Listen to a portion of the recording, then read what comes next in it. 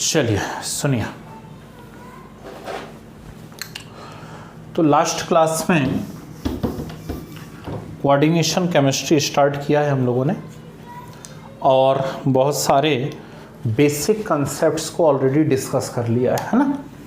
2 minute लगेंगे लेकिन बोलना सुनना और देखना पड़ेगा।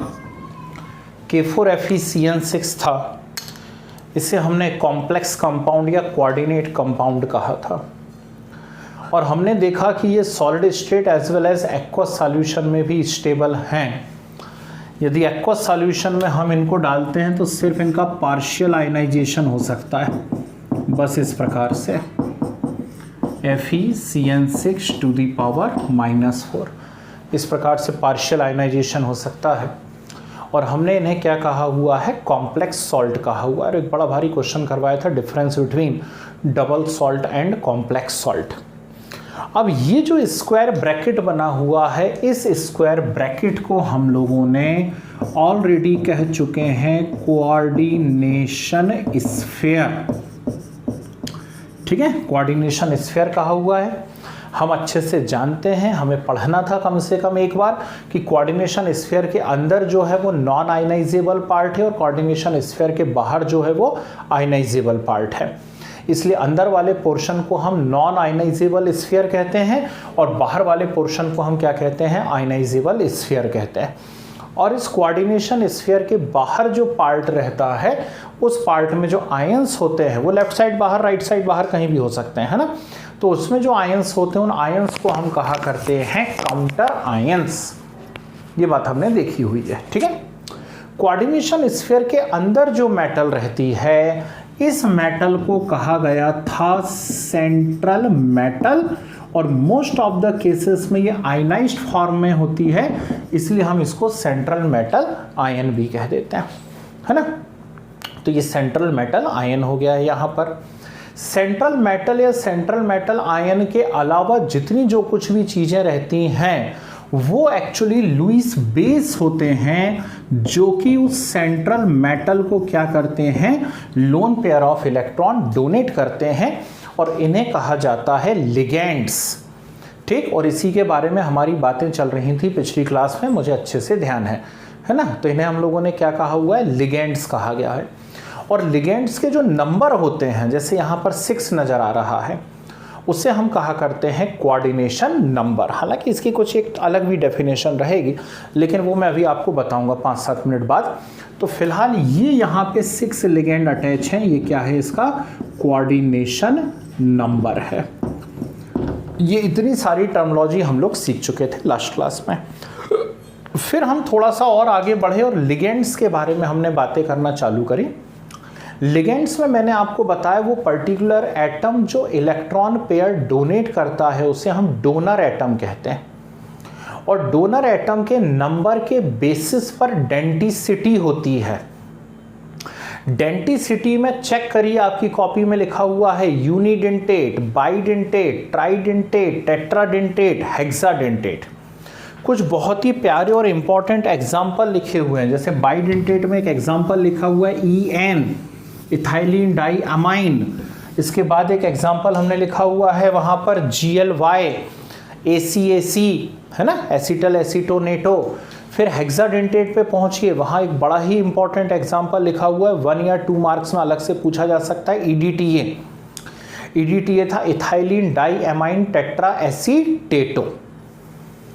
तो जब मैं लिगेंड के बारे में बता रहा था तो मैंने आपको 2 टर्म बताई थी, एक पॉलीडेंटेट और एक फ्लेक्सीडेंटेट। पॉलीडेंटेट क्या कहा है पिछले वीडियो या पिछली क्लास में, तो पॉलीडेंटेट मतलब 2 और मोर देन 2 डोनर एटम यदि हैं तो हम उनको क्या कहते हैं, पॉलीडेंटेट। और फ्लेक्सीडेंटेट क्या होता है, फ्लेक्सीडेंटेट से मतलब होता है वो अपनी डेंटिसिटी को चेंज कर लेते हैं। ठीक, डेंटिसिटी को चेंज कर लें। जैसे EDTA हेक्साडेंटेट है, पर मान लो पूरे 6 डोनर एटम यदि बॉन्डिंग में पार्टिसिपेट नहीं करें, केवल 4 डोनर एटम बॉन्डिंग में पार्टिसिपेट करने लगे, तो वो किसके जैसा बिहेव करने लगेगा, टेट्राडेंटेट जैसा बिहेव करने लगेगा।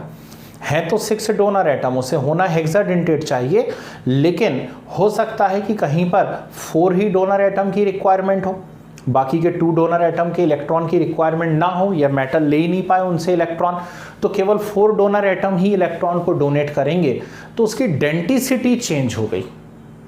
और इस प्रकार से डेंसिटी चेंज हो जाती है तो हम इसको क्या कहा करते हैं, फ्लेक्सीडेंटेट।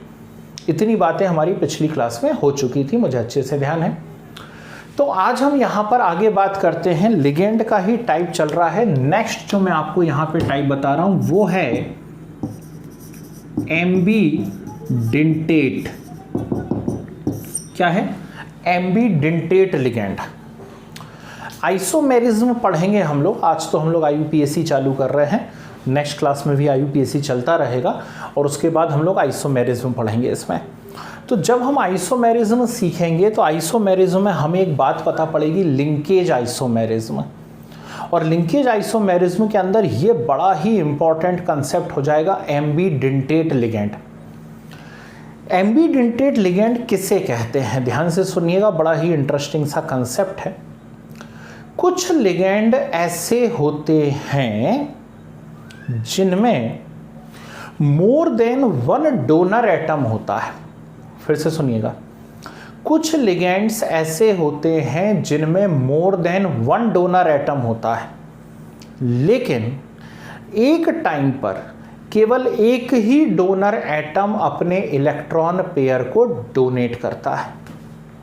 फिर से बोलूं, कुछ लिगेंड ऐसे होते हैं जिनमें मोर देन 1 डोनर एटम होता है, लेकिन एक टाइम पर केवल एक ही डोनर एटम अपने इलेक्ट्रॉन पेयर को डोनेट करता है।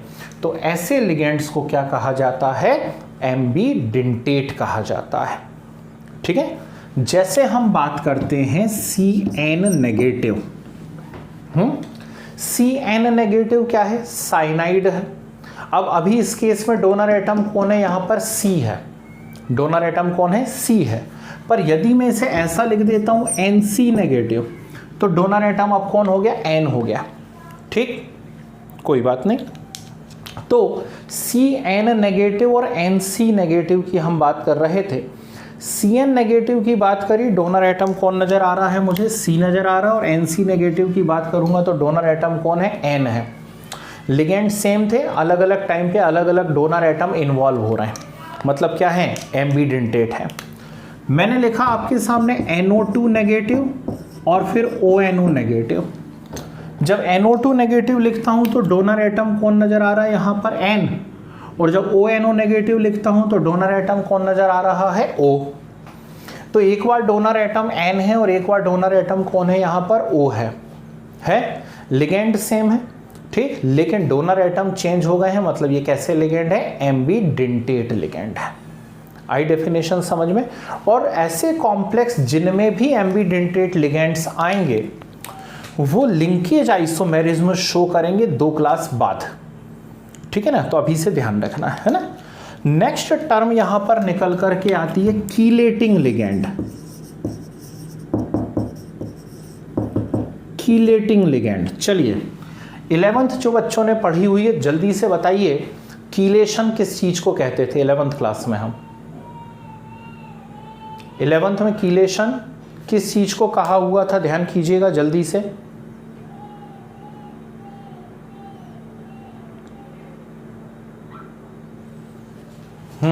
कोई बात नहीं, ठीक हो जाएगा, सुनते जाओ।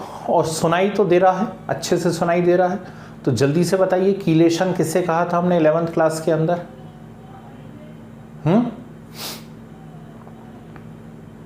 रिंग, है ना। अब नोट्स चेक करिएगा केमिकल बॉन्डिंग के, और केमिकल बॉन्डिंग के जब आप नोट्स उठाएंगे तो केमिकल बॉन्डिंग के नोट्स में आपको मिलेंगे हाइड्रोजन बॉन्डिंग पढ़ने को। और हाइड्रोजन बॉन्डिंग के 2 टाइप्स मिलेंगे। First is intermolecular hydrogen bonding and second is intramolecular hydrogen bonding. Intermolecular hydrogen bonding को हमने कहा था एसोसिएशन, और इंट्रामॉलिक्यूलर हाइड्रोजन बॉन्डिंग को हमने कहा था कीलेशन। यहाँ कीला मतलब क्या होता है, ऐसा हाथ कर दिया मैंने पढ़ाते पढ़ाते, दिख रहा होगा शायद आपको। कीला मीन्स क्या होता है, कीला मीन्स होता है क्रैप्स क्लॉ। क्या होता है कीला मीन्स क्रैब्स क्लॉ यानी केकड़े का पंजा। यानी कोई लिगेंड जब सेंट्रल मेटल को ऐसे करके पकड़ ले, केकड़े के पंजे जैसा पकड़ ले, तो उसे कहा जाता है कीलेशन, ठीक है ना। और उस लिगेंड को कहा जाता है कीलेटिंग लिगेंड। जैसे मैं एक बात करता हूं, जरा बोर्ड पे देखिएगा, मैंने कोई भी एक लिगेंड लिखा, जैसे CN लिखा हुआ, इससे कोई मेटल जुड़ना चाह रहा है तो सीधे सीधे या तो इस तरफ जुड़ेगा या इस तरफ जुड़ेगा। पर इसकी जगह मान लीजिए मैं एथिलीन डाई एमाइन लिख देता, ये रहा एथिलीन डाई एमाइन, ठीक। अब इससे कोई मेटल अटैच होना चाहता है तो यहाँ पर मेटल आया। अब डोनर एटम कौन है, ये नाइट्रोजन भी है, ये नाइट्रोजन भी है, तो ये नाइट्रोजन भी अपना लोन पेयर ऑफ इलेक्ट्रॉन देगा, ये नाइट्रोजन भी अपना लोन पेयर ऑफ इलेक्ट्रॉन देगा। और दोनों जब लोन पेयर ऑफ इलेक्ट्रॉन देंगे, मेटल उन लोन पेयर को लेगा, तो ये मेटल को कैसे करके पकड़ लेंगे, ऐसे करके पकड़ लेंगे, केकड़े के पंजे जैसा। तो इसे कहा जाता है कीलेशन, ठीक। और ऐसे लिगेंड कहलाते हैं कीलेटिंग लिगेंड। याद रखिएगा, कीलेटिंग लिगेंड जिस भी कॉम्प्लेक्स में होंगे वो कॉम्प्लेक्स हमेशा नॉर्मल लिगेंड वाले कॉम्प्लेक्स के कंपेयर में स्टेबल होंगे। ये आपके MCQ के लिए बहुत ही प्यारा क्वेश्चन, ठीक। तो चलिए उसी के आगे कंटिन्यू करिए जो हमने पिछली क्लास में लिखा था। हेडिंग डालिए एम्बीडेंटेट लिगेंड, एम्बीडेंटेट लिगेंड्स। लिखो ligands which can combined with ligands which can combined with central metal, which can combined with central metal from two different sites, two different sites, or ligands which can combined with central metal from two different sites, or with the help of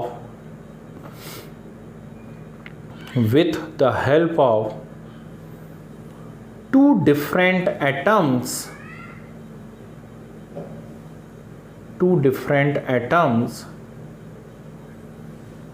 are known as ambidentate ligands,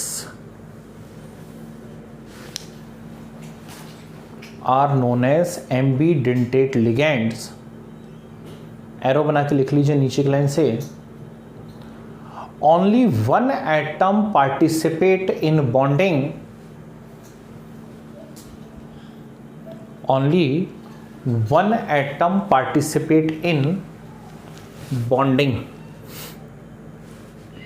ji, example यहां है आपके सामने, CN negative, NC negative, NO2 negative, ONO negative, CN negative, NC negative, NO2 negative, ONO negative. ये ambidentate ligand है ना। फिर heading वाली chelating ligands, CHELATING, chelating ligands. लिख लें कीला, पहले स्पेलिंग K से थी, KELA वाली थी है ना, बाद में C हो गया वो। कीला means crab's claw, कीला means crab's claw, केकड़े का पंजा, ठीक है। फिर एरो बना के लिखिए polydentate ligands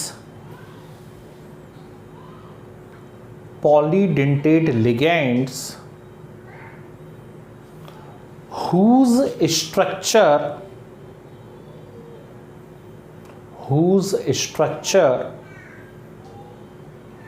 permit the attachment of attachment of two or more donor atoms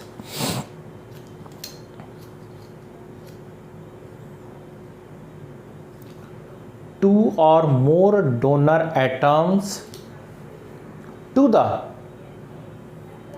the same metal ion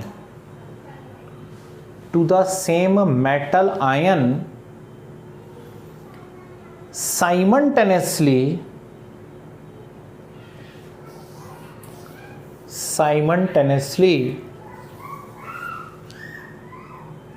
to form close ring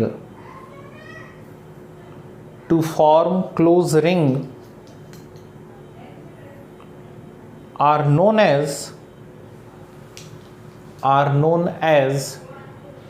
chelating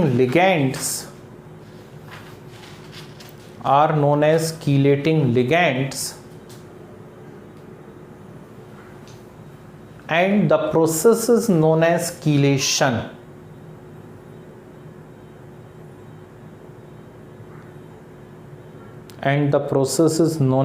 chelation.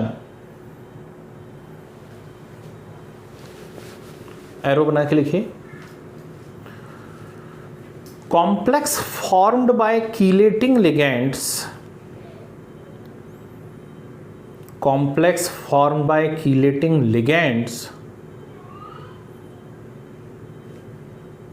are generally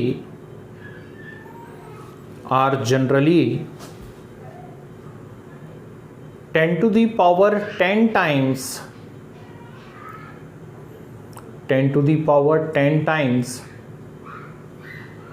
more stable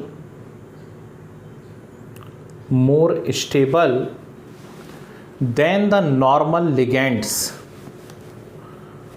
10 to the power 10 times more stable than the normal ligands. ठीक है ना. आगे continue कर दो या नीचे लगे line से एरो का साइन बना के लिख दीजिए. द इंक्रीज्ड स्टेबिलिटी, ये 1 मार्क्स का क्वेश्चन हुआ है. The increased stability of the complex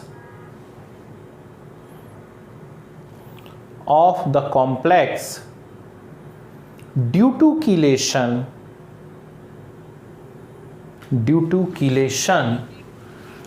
the increased stability of the complex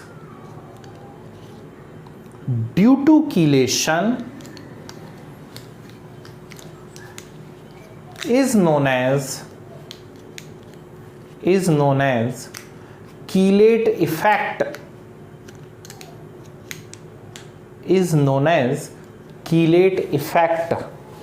underline कर लेना कीलेट इफेक्ट को है.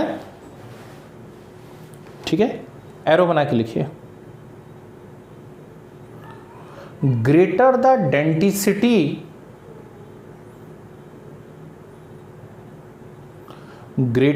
Density of ligand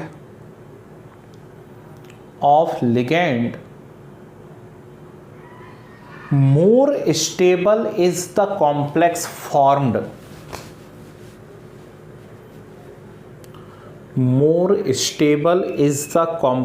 formed.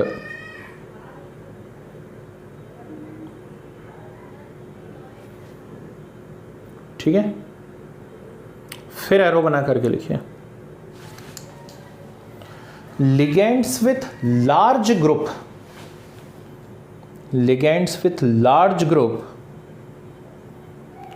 Form unstable ring. ये भी एक याद रखने वाली बात है ना. जैसे स्टेरिक हिंड्रेंस अपन ने पढ़ा हुआ है.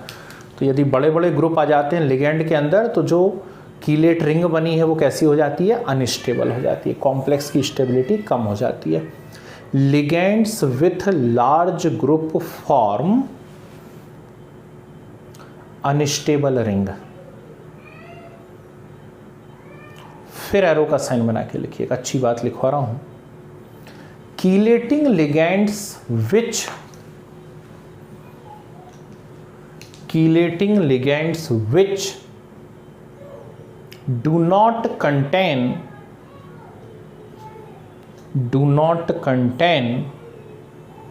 double bond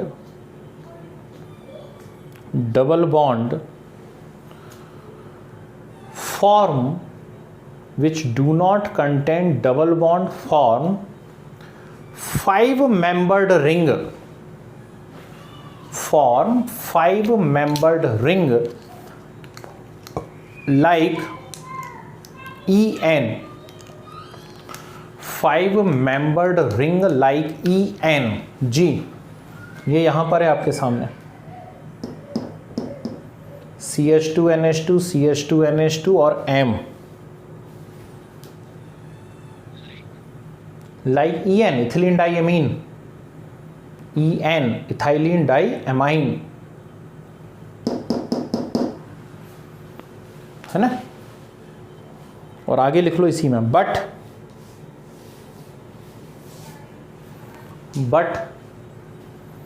which contain double bond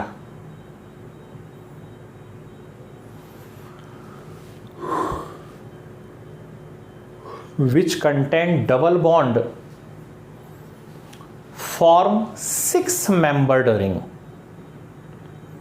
which contain double bond form 6-membered ring like ACAC, क्या नाम बताया था ACAC का, एसीटल एसीटोनेटो, है ना।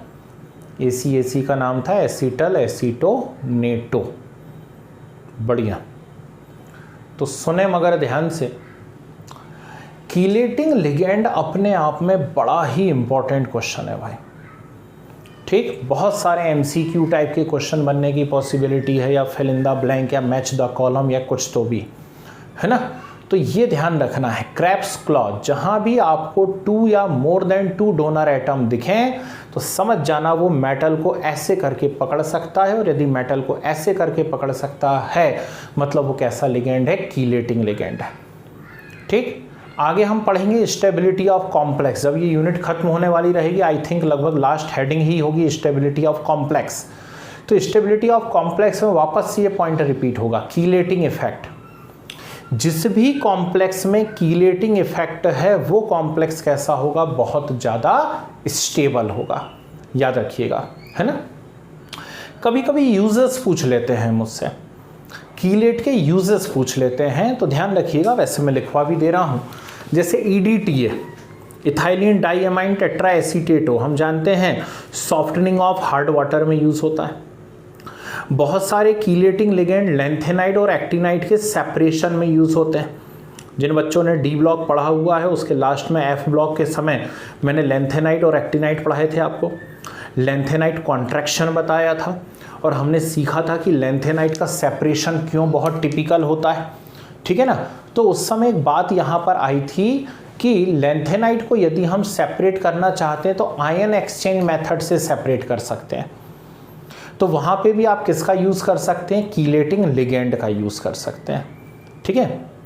लेड पॉइजनिंग किसी को हो गई है, मरकरी पॉइजनिंग किसी को हो गई है, मान लीजिए आपने लेड खा लिया गलती से, मरकरी खा लिया गलती से, है ना। पॉइजनस मेटल होती हैं, इसलिए बोला जाता है कि जो CFL वगैरह रहती हैं थोड़ा दूरी रहा करो उनसे, खासतौर पे फूट जाएं जब, है ना। वो मरकरी यदि गिर जाए, थर्मामीटर में से मरकरी गिर जाए तो खेलना नहीं उससे, नहीं तो ऐसे यूँ यूँ यूँ फिंगर करके खेलने लगो, मज़ा आ रहा, छोटी छोटी बॉल बन रही, है ना। बड़ा पॉइजनस होता है। कुछ भी कटट यदि आपकी स्किन के ऊपर हैं, ठीक, और उसमें खुला हुआ घाव है, मान लो उसमें टच हो जाए ये मेटल, तो बड़ा पॉइजनस इफेक्ट करते हैं। खा लिया किसी ने, है ना, तो फिर क्या करते हैं, जैसे आपने पढ़ा होगा मरकरी या उसके कोई कंपाउंड को यदि खा लिया तो इनका बेस्ट जो एंटीडोट होता है वो होता है वाइट ऑफ एन एग, अंडे की सफ़ेदी। फटाफट फटाफट 10-20 अंडे फोड़ो, उसका पीला पीला आइटम निकाल दो और सफ़ेद सफ़ेद आइटम पिला दो पेशेंट को, ठीक। उसके स्टमक में पहुंचेगा, जो भी हैवी मेटल है उस हैवी मेटल के साथ वो वहाँ जा कर के कॉम्प्लेक्स बना लेगा, समझ गए, और फिर बॉडी से बाहर हो जाएगा। तो ये होते हैं कीलेटिंग लिगेंड्स के एप्लीकेशंस या यूजेस, है ना, इंटरेस्टिंग बातें।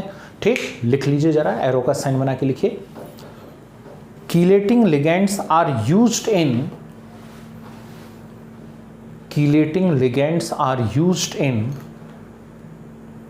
softening of hard water,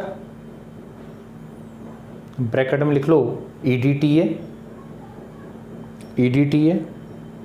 comma, separation of lanthanoids and actinoids,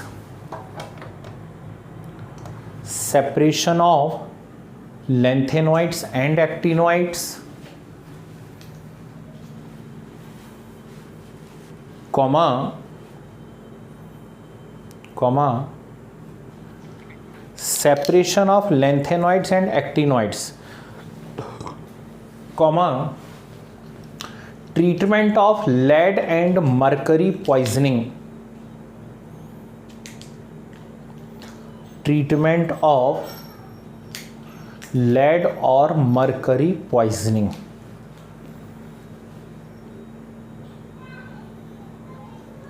ठीक है, बहुत बढ़िया। चलें, तो ये खत्म हुई भाई बेसिक टर्मिनोलॉजी जो आपको मालूम होनी चाहिए थी सारी की सारी। ठीक है, अब हम यूनिट के अंदर एंटर करते हैं और बिल्कुल फटाफट 3 चीज़ें सीखना है भाई आपको। पहला मैं बताने जा रहा हूँ आपको कोऑर्डिनेशन नंबर, दूसरा बताऊँगा ऑक्सीडेशन नंबर, और तीसरा आएगा इफेक्टिव एटॉमिक नंबर EAN, है ना। तो फर्स्ट साइड हेडिंग डाल दीजिए आप लोग कोऑर्डिनेशन नंबर जी। अब कोऑर्डिनेशन नंबर मतलब क्या होता है, पहले लिखवा देता हूं, चलो पहले लिखवा देता हूं फिर बताता हूं। The number of unidentate ligands,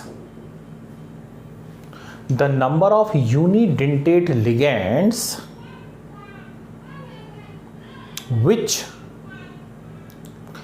directly combined with central metal, the number of unidentate ligands which directly combined with central metal is known as coordination number of that metal,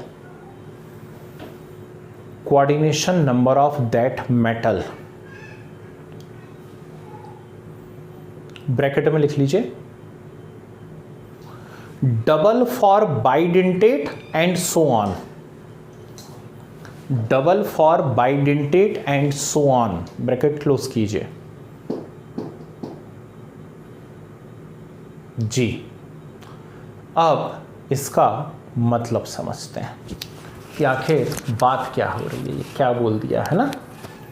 जितने यूनिडेंटेट लिगेंड सीधे सीधे attach हो रहे हैं central metal से, वो central metal का क्या कहलाता है, कोऑर्डिनेशन नंबर कहलाता है। जिन भी बच्चों ने सॉलिड स्टेट यूनिट पढ़ी हुई है वो पहले से इस टर्म से परिचित हैं।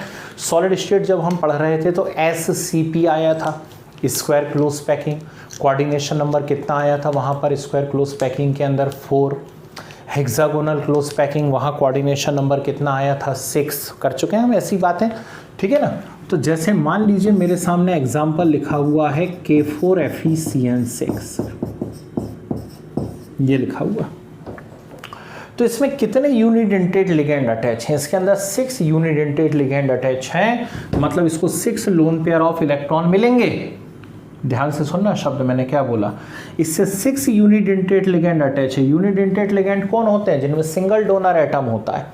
6 यूनिडेंटेट लिगेंड अटैच है, मतलब 6 डोनर एटम से उसको 6 लोन पेयर ऑफ इलेक्ट्रॉन मिलेंगे।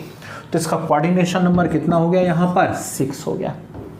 पर मान लीजिए ये एग्जाम्पल मैं ऐसा लिख देता, COOX whole thrice to the power -3, और आपसे पूछता चलो अब बताओ इसका कोऑर्डिनेशन नंबर कितना है ना। तो CO कोबाल्ट तो यहाँ पर मेटल हो गई, OX यानी ऑक्सिलेटो क्या हो गया, यहाँ पर लिगेंड हो गया। कितने टाइम से? 3 टाइम से। तो क्या कोऑर्डिनेशन नंबर 3 लिख दूं मैं यहां पर? यस और नो, जल्दी बोलिए। क्या कोऑर्डिनेशन नंबर 3 लिख दूं? नहीं, इसका कोऑर्डिनेशन नंबर कितना आएगा यहां? 6 आएगा। क्यों आया 6? रीजन समझ लीजिए। OX जो है हमें मालूम होना चाहिए कैसा लिगेंड है? बाइडेंटेट लिगेंड है या नहीं है? OX कैसा लिगेंड है? बाइडेंटेट लिगेंड है। और एक बाइडेंटेट लिगेंड में 2 डोनर एटम होते हैं, दोनों एक साथ इलेक्ट्रॉन पेयर को डोनेट कर रहे हैं, मतलब एक लिगेंड से 2 पेयर मिलेंगे, हाँ या ना? ठीक, तो यहाँ पे कितने लिगेंड हैं? 3। तो 3 लिगेंड है तो टोटल 6 पेयर मिल सकते हैं। कोऑर्डिनेशन नंबर कितनी हो गई यहाँ पर? 6।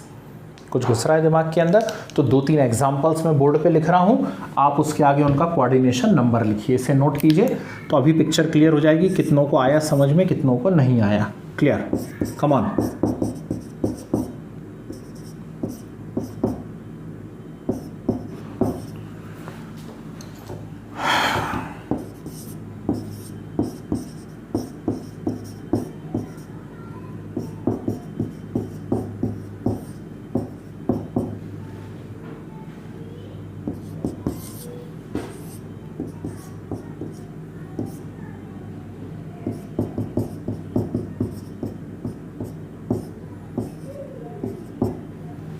और दूं? चलो ठीक, 3 सफिशिएंट है, 3 का करके बताइए। ऊपर के दोनों पहले नोट कर लीजिए और इन तीनों के कोऑर्डिनेशन नंबर बताइए मुझे।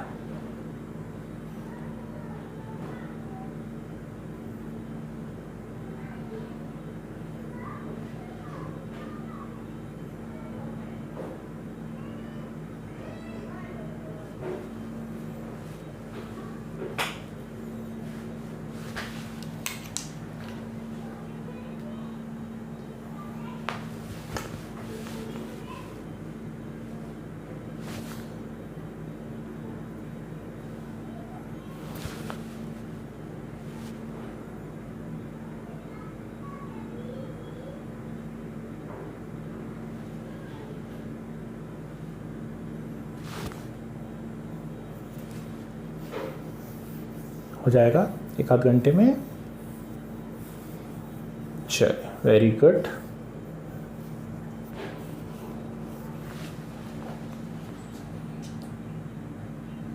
एक और लिख देता हूँ, एक और लिख देता हूँ, इसे जिद नहीं किया करो, और चाहिए और चाहिए। ये लो, ये तो बहुत ही फेमस कंपाउंड लिख दिया मैंने, PTNS3 होल ट्वाइस Cl2। ठीक है, इस वाले का PTNS3 होल ट्वाइस Cl2 का। लेट्स हवा चेक। और जिसे इतू सा भी डाउट हो, इतू सा भी, कृपया करके बोल देना भाई, ठीक है ना? कृपया करके बोल देना, जरा सा भी डाउट हो तो। यहां कोऑर्डिनेशन नंबर 6 आ रहा है। क्यों आ रहा है? बिल्कुल साफ दिख रहा है, 3 H2O और 3 Cl जुड़े हैं। H2O भी यूनिडेंटेट है, Cl भी यूनिडेंटेट है, तो टोटल 6 लिगेंड जुड़े हुए हैं। कोऑर्डिनेशन नंबर 6 हो गया। यहां En whole twice H2O whole twice coordination number 6 आ रहा है। अब क्यों 6 आ गया? H2O यूनिडेंटेट है, 2 जुड़े हुए हैं तो 2 तो हो गया। En बाइडेंटेट है ना, यानी एक लिगेंड 2 लिगेंड का कॉम्बिनेशन है एक प्रकार से। ठीक, तो टोटल कितने टाइम से? 2, तो 2 टाइम्स यानी 4 लिगेंड यहाँ पे हो गए हैं और 2 ये हो गए, 4 + 2 6, तो इसमें भी कोऑर्डिनेशन नंबर 6 है। इसकी बात करूं NiEDTA, तो मुझे मालूम होना चाहिए EDTA ethyl diamine tetraacetato hexadentate ligand है। EDTA कैसा है? हेक्साडेंटेट लिगेंड है, और हेक्साडेंटेट लिगेंड है तो इसका भी कोऑर्डिनेशन नंबर कितना आएगा? 6 आएगा। बोलो हाँ, इधर आओ। PTNS3 होल ट्वाइस Cl2, ठीक, तो 2 NH3 हैं और 2 Cl हैं, यानी कोऑर्डिनेशन नंबर इसके अंदर कितना है? 4 है। क्लियर है बात? ठीक, एरो बना करके लिखिए नीचे की लाइन से, एरो बना के लिखिए नीचे की लाइन से। Generally coordination number of metal ion is fix. Generally coordination number of metal ion is fix. जैसे आपके सामने आए लिखते चलिए मेरे साथ साथ, Fe+2 या Fe+3, मतलब फेरस या फेरिक कुछ भी आ रहा है, इनका कोऑर्डिनेशन नंबर 6 ही होता है। ठीक, Fe+2 Fe+3 कोऑर्डिनेशन नंबर 6 ही होता है ना जी। NH3 यूनिडेंटेट है तो क्या करें, यूनिडेंटेट है ना, कौन सा पूछा बाबू, PTNH3 होल ट्वाइस Cl2, तो कोऑर्डिनेशन नंबर 4 लिखा ना मैंने, है ना। क्या पूछ रहे, बोल के पूछो, मुंह से ऐसे नहीं समझ में आ रहा। 2 NH3 हैं, 2 Cl हैं, तो क्या पूछ रहे साहू जी, बोल के पूछिए जल्दी से। NH3 यूनिडेंटेट है तो क्या, आगे तो बोलो, आ गया, ठीक है चलो। तो Fe+2 Fe+3 इसका कोऑर्डिनेशन नंबर 6 रहेगा, है ना।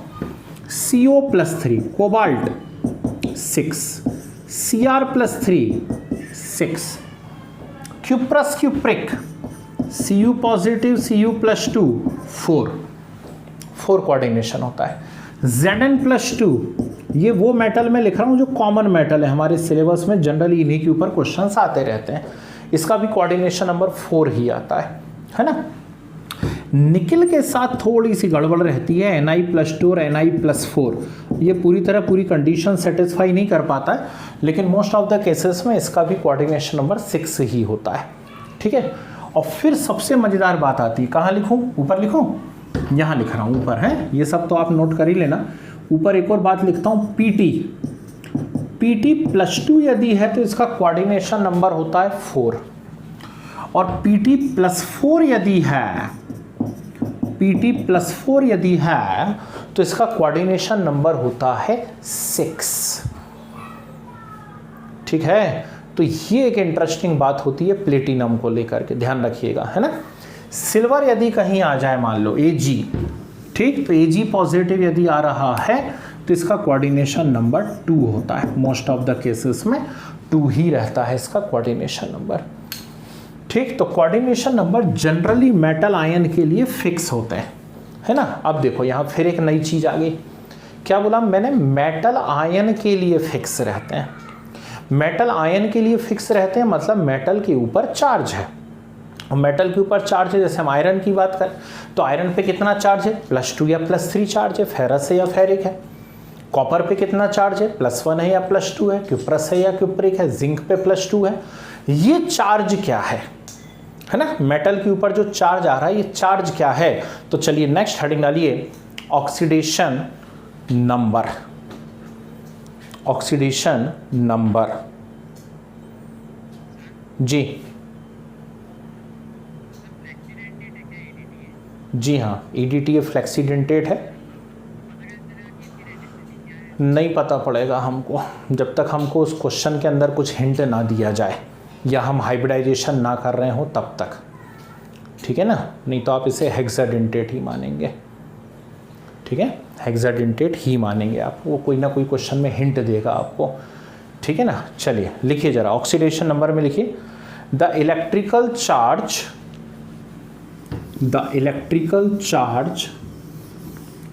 present on central metal, the electrical charge present on central metal in complexes is its oxidation number, is its oxidation number. The electrical charge present on central metal in complexes is its oxidation number. ठीक है, सुनिए, देखिए oxidation number निकालते यदि नहीं आया या oxidation number यदि हमें समझ में नहीं आ रहा है तो ना हमको IUPAC बनने वाले हैं, ना आइसोमेरिज्म बनने वाली है, ना हाइब्रिडाइजेशन बनने वाला है। कोऑर्डिनेशन नंबर तो चलो ठीक है, एक बार नहीं भी समझ में आए तो केवल हाइब्रिडाइजेशन में आपको दिक्कत होगी थोड़ी सी, है ना। आइसोमेरिज्म तो कर ले जाएंगे, कोई दिक्कत नहीं है, लेकिन ऑक्सीडेशन नंबर के बिना ये यूनिट हो नहीं सकती। और ऑक्सीडेशन नंबर निकालना मुझे लगता है सबको आएगा, क्योंकि 11th में हम ऑलरेडी रेडॉक्स यूनिट पढ़े हुए हैं और अच्छी खासी पढ़ी हुई है। तो K4FeCN6 से हमारे सामने अपना फेवरेट एग्जाम्पल है, हम हर चीज़ इसी से सीखते हैं। इसमें हमें सेंट्रल मेटल का ऑक्सीडेशन नंबर निकालना है। क्या तरीका होता है? K4 plus Fe plus CN6 equal to क्या, जल्दी से बोलो, इक्वल टू क्या? 0। क्यों? ओवरऑल चार्ज कितना है इसके ऊपर? 0 है। ठीक, इसको हम कैसा लिख सकते हैं? 4K plus X plus 6CN equal to 0। 4 potassium के ऊपर 1, X 6 इंटू CN पे चार्ज। पिछली क्लास में हम लोगों ने बनाया हुआ है एक चार्ट, उसमें हमें मालूम है CN पे -1 चार्ज होता है, इक्वल टू 0। ठीक, तो X इक्वल टू कितना आ गया यहाँ पर? +2। ठीक, मतलब इस कॉम्प्लेक्स के अंदर आयरन +2 स्टेट में है ना, आता है हमको समझ में। ठीक, एक और एग्जांपल यहाँ पे बताता हूँ, फिर नीचे मैं कुछ आपको देता हूँ करने के लिए। मान लीजिए ऐसा कुछ दे देता हूँ, कैसा कुछ दे देता हूँ, ये है,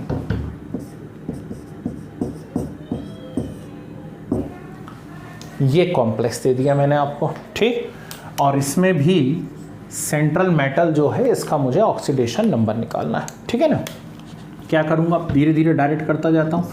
CO2 C2O4 2H2O और अब इक्वल टू कितना आ जाएगा? -1, क्योंकि ओवरऑल चार्ज कितना लगा है उसके ऊपर? -1 लगा हुआ। यहाँ कोई चार्ज नहीं था इसलिए 0 लिखा हुआ था मैंने, है ना। तो X प्लस 2 इंटू, ये ऑक्सीलेटो है, इस पर कितना चार्ज होता है? -2 plus 2 into 0 is equal to -1। ठीक है, वाटर के ऊपर कोई चार्ज नहीं होता है ना, वाटर के ऊपर कोई चार्ज नहीं होता। न्यूट्रल लिगेंड में लिखा हुआ है, आप चेक कर लीजिएगा। ठीक, यूनिडेंटेट लिगेंड में 0 चार्ज वाले का एग्जाम्पल हो जाएगा ये, है ना। तो अब आप इसे सॉल्व कर लेंगे बिना कैलकुलेटर के, तो मुझे लग रहा है आपका आंसर आ जाएगा +3। आगे ऑक्सीडेशन नंबर निकालते हैं ना, तो नोट कर लीजिए दोनों एग्जाम्पल और फटाफट 2-4 केस मुझे करके बताइए। नोट कीजिए और शुरू हो जाइए।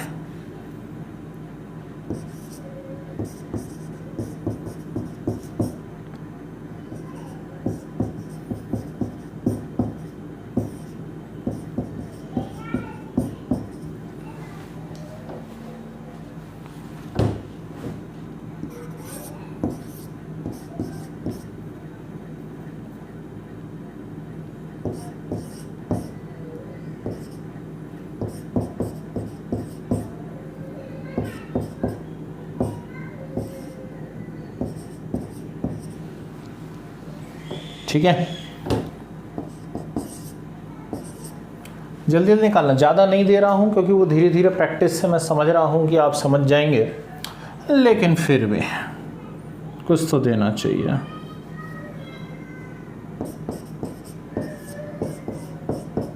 चलो ये भी दे देते हैं, H2CuCl4। ठीक है, सेंट्रल मेटल के लिए सभी में हमको ऑक्सीडेशन नंबर कैलकुलेट करने हैं यहाँ, और एकदम फटाफट करने हैं। ठीक है, और दें का था, चलो ठीक है, इतनी कर लो। ऑक्सीडेशन नंबर निकालना तो इजी होता है ना।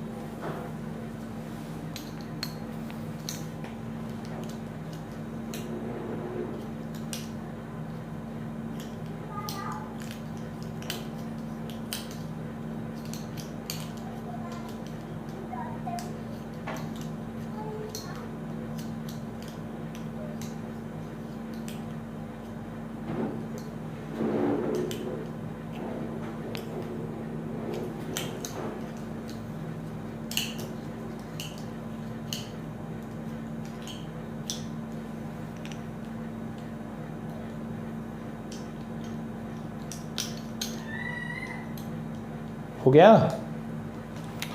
ज़्यादा टाइम ले रहे हो भाई।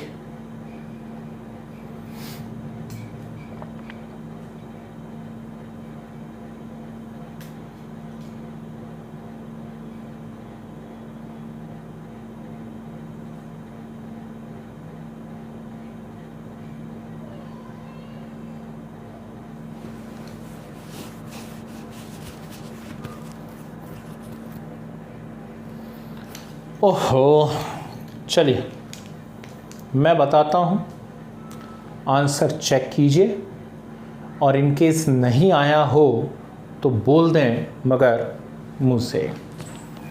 Cr H2O whole thrice NH3 whole thrice और NH3 whole thrice NO3 whole thrice, और ऐसा लग रहा है जैसे ऑक्सीडेशन स्टेट +3 आ रहा हो। ठीक, इसकी बात करेंगे हम लोग और इसका आंसर भी +3 आ रहा है, और इसकी बात करेंगे तो इसका आंसर +2 आ रहा है। चलिए, किस वाले में डाउट है बताओ जल्दी से, है ना? तीनों में ही डाउट है, किसी में डाउट है बता दें। फर्स्ट वाले में डाउट है कुछ को सेकंड में और कुछ को थर्ड में। ठीक जी, देखो आ गया ना, कुछ को सेकंड में डाउट है, कुछ को फर्स्ट में डाउट है, हैं? सीधे ही बोल देते हैं इंसानों जैसे कि तीनों में ही डाउट है। चलिए फर्स्ट वाला देखते हैं। तो Cr का X ले लो, हैं? क्रोमियम का X ले लो, ठीक, plus 3 into water plus 3 into ammo plus 3 into nitrate, है ना, और इज इक्वल टू 0। ठीक, इक्वल टू नाइट्रेट तो नहीं कर दिया किसी ने, है ना? इक्वल टू नाइट्रेट मत कर देना, इक्वल टू 0 आएगा। नाइट्रेट कॉम्प्लेक्स के अंदर ही है, मतलब कॉम्प्लेक्स का एक पार्ट है। ठीक है, अब कर लो ना, x plus 3 into 0, 3 into 0 and 3 into -1 equal to 0, और x इक्वल टू आपका आंसर आ गया +3।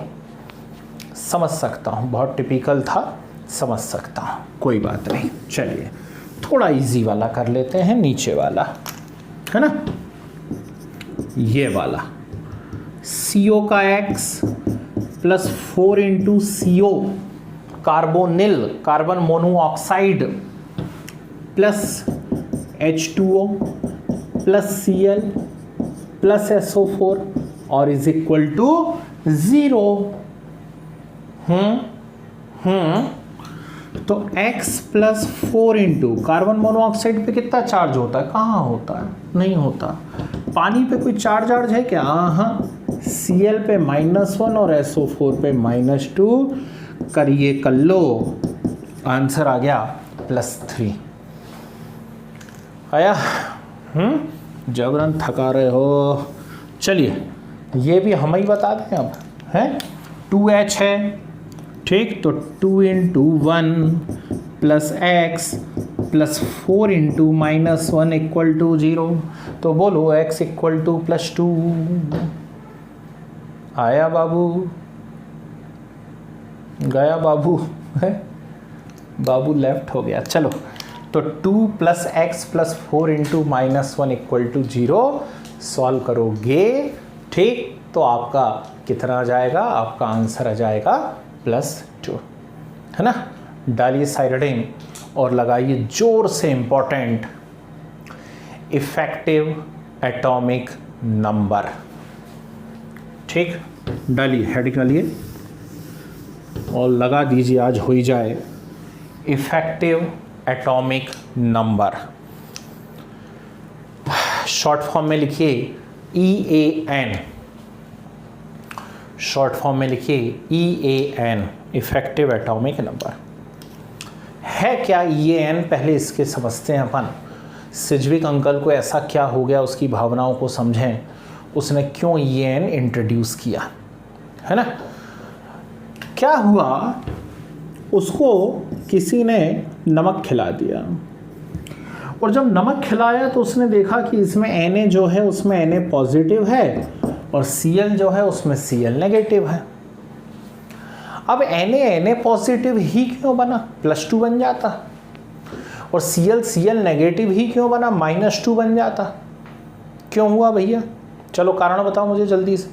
Na+1 ही क्यों बना और Cl-1 ही क्यों बना, Na+2 क्यों नहीं बन गया, जल्दी बोलो।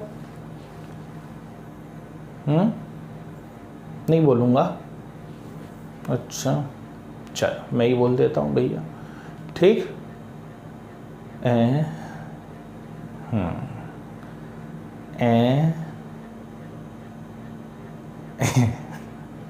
चलो ठीक है, भांति भांति के आंसर हैं, ठीक।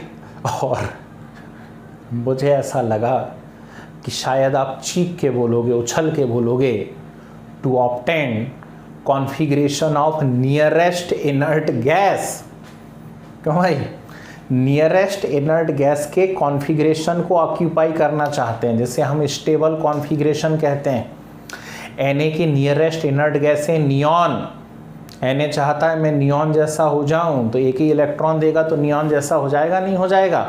मैग्नीशियम चाहेगा मैं नियॉन जैसा हो जाऊं, 2 इलेक्ट्रॉन दे देगा। एल्यूमिनियम चाहेगा मैं नियॉन जैसा हो जाऊं, 3 इलेक्ट्रॉन दे देगा। क्लोरीन चाहेगा मैं ऑर्गन जैसा हो जाऊं, 1 इलेक्ट्रॉन ले लेगा। सल्फर चाहेगा मैं ऑर्गन जैसा हो जाऊं, 2 इलेक्ट्रॉन ले लेगा।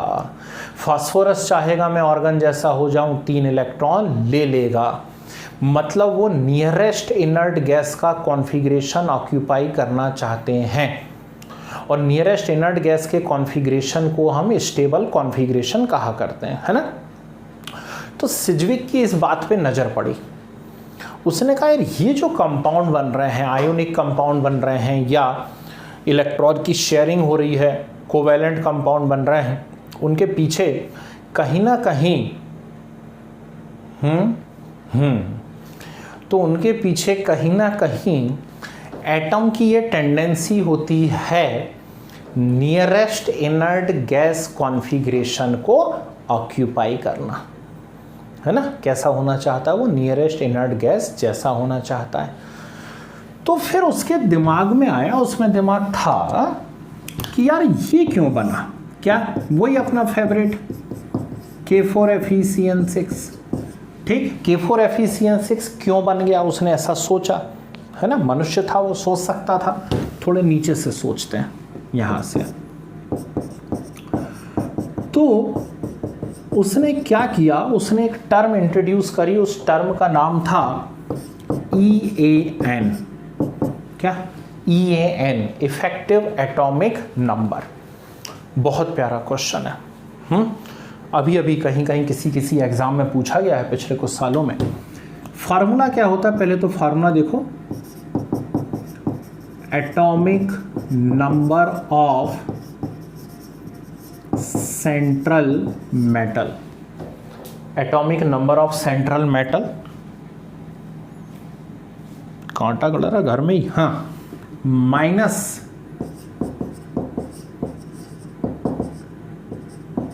ऑक्सीडेशन नंबर या oxidation state of central metal plus electrons gained from ligands। क्या लिखा हुआ है, पहले तो पढ़ लो इंग्लिश में।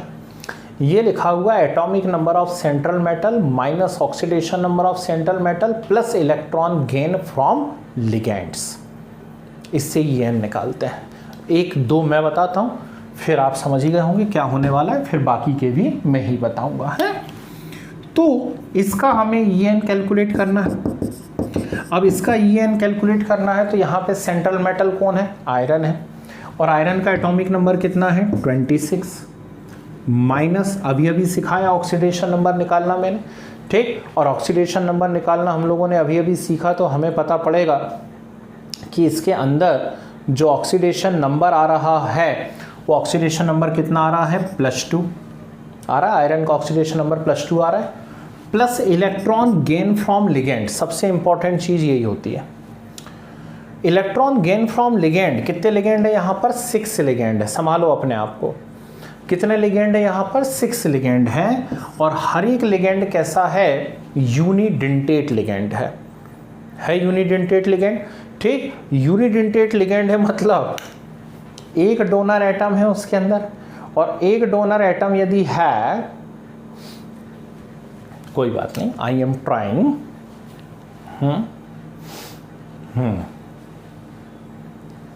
वो क्या ऐड बहुत गंदा बना दिया उन्होंने, नहीं तो मैं अब तक ले लेता वाली सेम, है ना, वी। ठीक, तो इसलिए नहीं ले रहा हूँ, नहीं तो वी वाली ले लेता तो उससे अच्छी चलती। चलो कोई बात नहीं, है ना। हाँ, बाकी लोग देखो कितने लिगेंड अटैच हो रहे हैं यहाँ पर? 6 लिगेंड अटैच हो रहे हैं। और ये जो लिगेंड है ये यूनिडेंटेट लिगेंड है। यूनिडेंटेट लिगेंड है मतलब कितना डोनर एटम है इसके अंदर? एक डोनर एटम है। एक डोनर एटम कितना लोन पेयर दे सकता है? एक लोन पेयर। एक लोन पेयर मतलब कितने इलेक्ट्रॉन? 2 इलेक्ट्रॉन। ठीक, तो 6 × 2, क्या 6 × 2, और 6 × 2 आप इसे सॉल्व करिए, कितना आएगा आपके सामने? 36। कितना आ गया? 36 आ गया। तो ये जो EN आया ये 36 है। तो मैं आपसे पूछ रहा हूं, बताइए 36 क्या है? जल्दी से बताइए, व्हाट इज 36?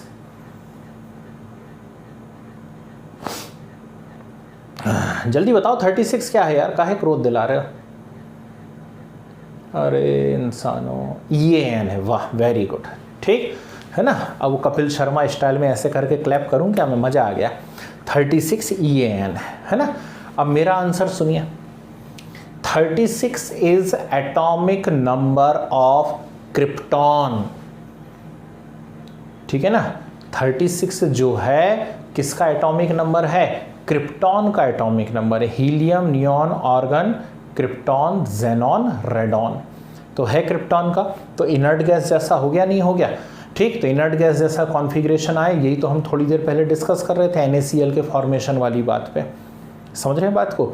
ठीक, ऐसा होता है। एक और मैं एग्जांपल बताता हूँ, है ना, देखिएगा ध्यान से, अब बड़ा मज़ा आने वाला है, ध्यान से देखना। मान लीजिए मैंने आपको ये दे दिया NiCO4 और आपसे कहा इसका EN निकालिए। तो NiCO4 का EN निकालना, तो EN is equal to atomic number of central metal. Central metal कौन है यहाँ पर? निकिल। निकिल का एटॉमिक नंबर कितना होता है? 28 माइनस ऑक्सीडेशन नंबर। कितना ऑक्सीडेशन नंबर है यहाँ निकिल का? 0। कितना ऑक्सीडेशन नंबर है? 0 ऑक्सीडेशन नंबर है, ध्यान रखिएगा, है। Plus 4 × CO। CO कैसा लिगेंड है? CO भी यूनिडेंटेट लिगेंड है, मतलब एक डोनर एटम। एक डोनर एटम मतलब एक लोन पेयर ऑफ इलेक्ट्रॉन। एक लोन पेयर ऑफ इलेक्ट्रॉन मतलब 2 इलेक्ट्रॉन। ठीक, तो 4 × 2, 4 × 2 कितना हो गया? 8। सॉल्व करा, कमाल हो गया। ये भी कितना आ गया? 36। अब जब ऐसे आंसर आने लगे तो उसका उत्साह बढ़ गया एकदम से बाबूजी का, है ना। और जब उसका उत्साह बढ़ गया तो उसने कहा मैं और करूँगा, और करूँगा। तो लोगों ने कहा अच्छा चल जे करके बता। उसने कहा ले आओ, ये लो। ठीक, क्या बोला उससे? इसको करके बता, मजा आ रहा है इतना तो COC2O4 whole thrice to the power -3, है ना।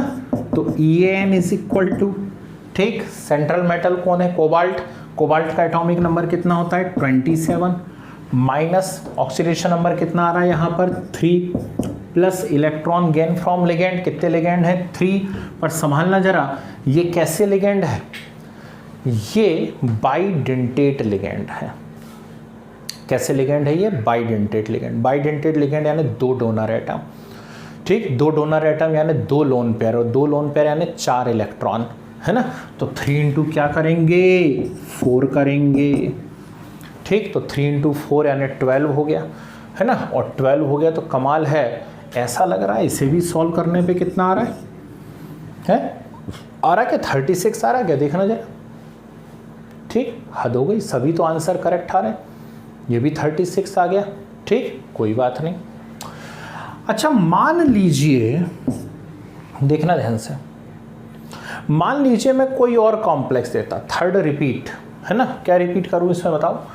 इसका एटॉमिक नंबर 27 है कोबाल्ट का, ऑक्सीडेशन नंबर 3 आ रहा है और मैं एक बड़ी ही इंपॉर्टेंट चर्चा यहाँ पर कर रहा था कि ये जो C2O4 है, C2O4 के अंदर 2 डोनर एटम है और एक डोनर एटम कितने लोन पेयर देता है? एक लोन पेयर, तो 2 डोनर एटम 2 लोन पेयर देंगे, 2 लोन पेयर यानी 4 इलेक्ट्रॉन।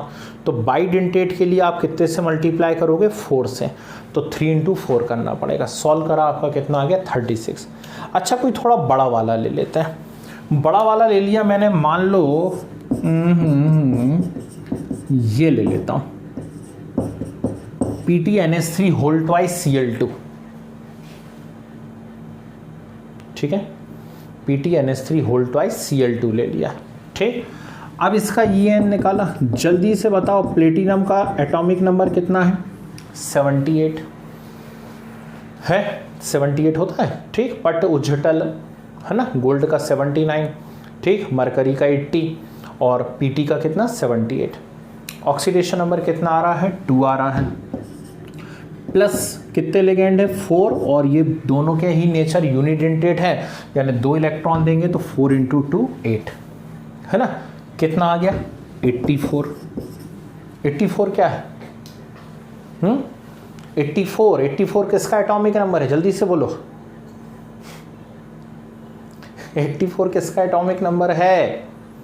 ये एन है, ये एन है एटॉमिक नंबर। जेनॉन का 84 है। क्या चाहते हो, चला जाऊं हिमालय पे? हैं, पोपो क्या है ये? रेडॉन का एटॉमिक नंबर है पो। अच्छा, एक बार पो लिखो ना, ये 2 बार पो क्यों लिख रहे भाई? ठीक, पोलोनियम का है ना। एक और बार लिखो, मैडम क्यूरी बुरा मान जाएगी नहीं तो। ठीक, तो PO पोलोनियम है ना। RN का 86 होता है भाई साहब, रेडॉन का कितना होता है? 86 है ना। और ये कितना आ रहा है? 84 आ रहा है। क्या हमारा आंसर गलत आ गया क्या? नहीं, उसका कंसेप्ट गलत हो गया बेचारे का। ठीक, उसका कंसेप्ट गलत हो गया। वो कहना चाह रहा था कि जितनी भी सेंट्रल मेटल होती हैं वो सभी नियरेस्ट इनर्ट गैस का कॉन्फ़िगरेशन ऑक्यूपाई करना चाहती हैं, और इसीलिए उसने EN सजेस्ट किया था। ठीक है ना। तो बहुत से केसेस में तो जो एटॉमिक नंबर होता है इनर्ट गैस का वही आंसर आता है, लेकिन नई नई जो डिस्कवरी हो रही हैं उसमें कॉम्प्लेक्स तो बन रहे हैं, लेकिन ऐसी कोई भी चीज़ उनके अंदर नहीं हो रही है। ठीक, लिखिए हेडिंग डालिए, इफेक्टिव एटॉमिक नंबर लिखो। Introduce by Sidgwick, SIDGWICK। कभी 11th की कॉपी पेरेंट्स इजाज़त दे दें खोलने के लिए, तो उसमें आप VSEPR निकालना, valence shell electron pair repulsion theory, VSEPR, और उसमें साइंटिस्ट का नाम पढ़ना जरा, किस किस ने दिया था VSEPR। वहाँ मिलेगा सिज्विक एंड पॉवेल। समझ गए? चलो लिखो, SIDGWICK, इंट्रोड्यूस बाय सिज्विक। आगे लिखो, EN suggest that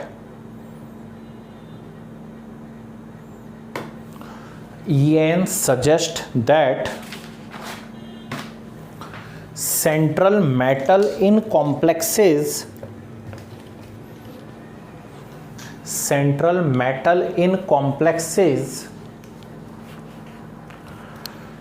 tends to occupy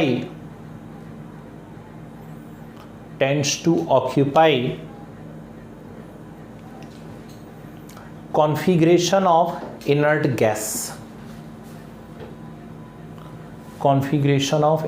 gas, चलिए ये फार्मूला नोट करिए और ये चारों एग्जाम्पल्स नोट कीजिए।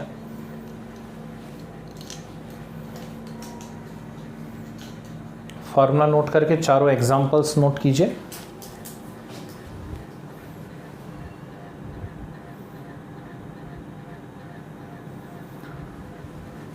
और मैं चाहता हूं कि 1-2 आप मुझे करके बता दें।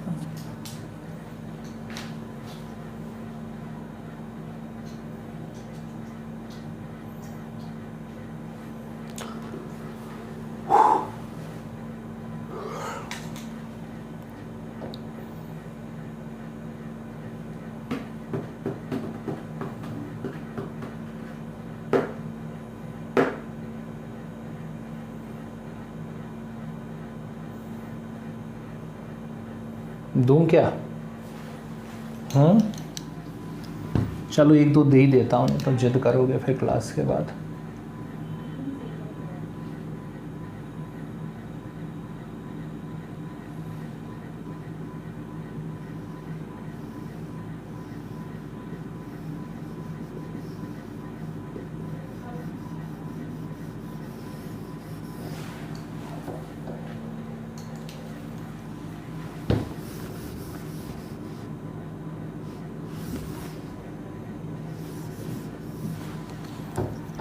लिख दे रहा हूँ फिर से, NiCO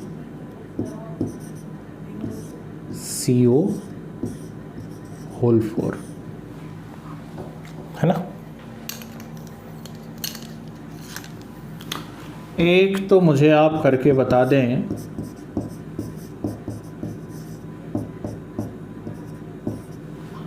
K2HgI4, और एक करके बता दें आप मुझे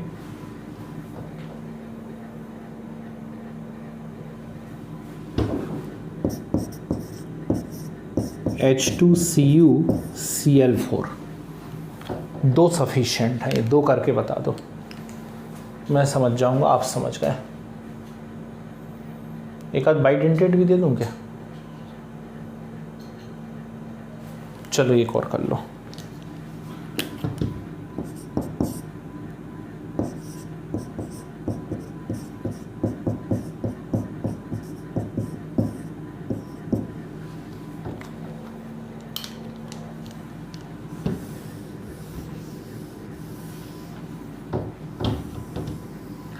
इन तीन के EN निकालिए।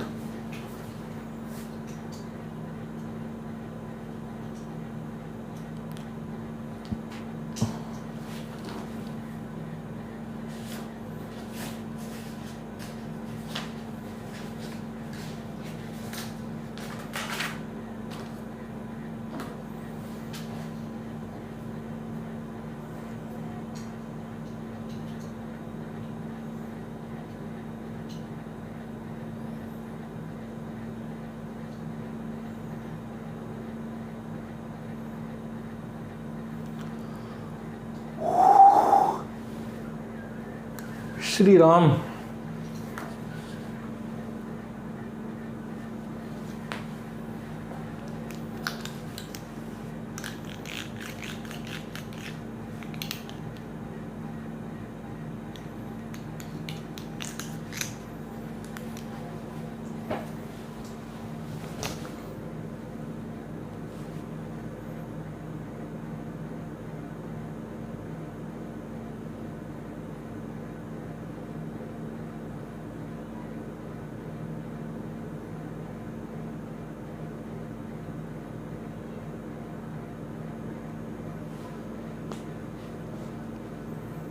अरे क्या कर रहे भाई, इतना टाइम लेते हो।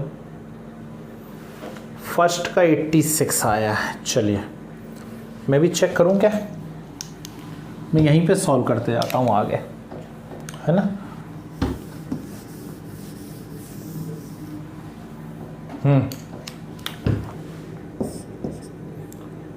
ये आ रहा है 80 -2 + 4 × 2। ठीक, सही है। The correct answer is 86। ठीक है। सेकेंड, H2CuCl4 को सॉल्व कर लें। तो कॉपर का 29 माइनस ऑक्सीडेशन नंबर 2 + 4 × 2, है ना, 35 आ रहा है। ठीक, थोड़ा सा चूक गया वो इनर्ट गैस के कॉन्फ़िगरेशन से, है ना। 35 आ रहा है, कोई बात नहीं। और निकेल 28 -2 प्लस कितना, ये इंटरेस्टिंग बात है इसके अंदर, प्लस कितना, तो प्लस यहाँ पर आएगा 12। ठीक है ना। क्यों 12 आएगा? EDTA हेक्साडेंटेट है। हेक्साडेंटेट है यानी 6 डोनर एटम है। हर एक डोनर एटम यदि 2-2 इलेक्ट्रॉन देगा तो टोटल उसको कितने इलेक्ट्रॉन मिलेंगे? 12 इलेक्ट्रॉन मिलेंगे। समझ गए बात को? तो 12 यानी ये आ जाएगा 38। कितना आ रहा है इसका 30 है। तो ये एक बड़ी ही इंपॉर्टेंट सी चीज़ सीखी भाई आपने, इफेक्टिव एटॉमिक नंबर कैसे निकाला जाता है। ठीक है, चलिए डालिए सेंट्रल हेडिंग डालिए, IUPAC naming of complexes. IUPAC naming of complexes. तो इससे अब हम लोग नेक्स्ट क्लास में सीखते हैं IUPAC नेमिंग ऑफ कॉम्प्लेक्सेस को, है ना। लाइट भी नहीं है और मेरे को काफ़ी सारे रूल्स लिखवाने में चाह रहा हूँ, एक जगह कलेक्शन आ जाए आपका पूरा, 2-4 रूल आज होंगे, फिर 5-10 रूल उस दिन होंगे, फिर हम लोग सीखेंगे, मज़ा नहीं आएगा, है ना। अच्छी चीज़ें, इंपॉर्टेंट चीज़ें आराम से सीखेंगे, ऐसी भी क्या जल्दी, अभी तो नवंबर चल रहा है। ठीक है, चलिए तो नेक्स्ट क्लास में सीखते हैं हम पूरा IUPAC, एक ही क्लास में पूरे जितनी भी वैरायटी पॉसिबल होंगी सब बताता हूँ आपको। ठीक है ना, ओके, धन्यवाद।